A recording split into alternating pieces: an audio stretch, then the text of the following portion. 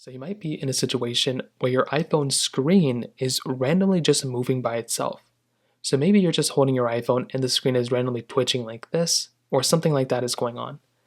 Now, the big overlying thing is if you randomly just dropped your iPhone, if you threw your iPhone, or something big happened to your iPhone recently, it could be a problem with your screen or your digitizer in terms of hardware. So none of the things I'm going to talk about in this video may help you, but it's still probably worth watching. So if it is a problem like that, you will probably have to get your iPhone screen replaced. So I'm just letting you know that.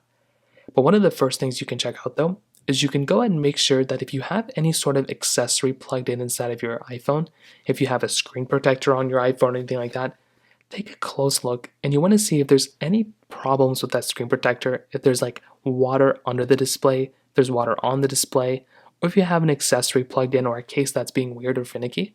You might want to make sure that's not the problem. Sometimes that can randomly cause some issues, and you want to make sure that's not the problem for you.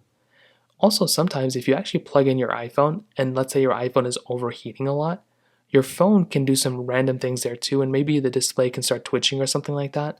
So you might want to make sure that's not the problem there either. Now, on top of that, one big thing I'd recommend doing is to go through and basically update your iPhone.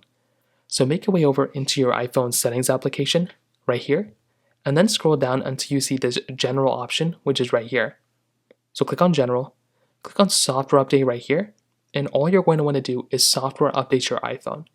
This is also one of those big things I would highly recommend you to do, because that can also cause some issues for your phone. So just software update your phone, and you want to make sure that doesn't cause any problems. And if that doesn't seem to fix the issue, maybe you can try restarting your phone, holding down the volume up and power button, slide the power off, and see if that ends up fixing it.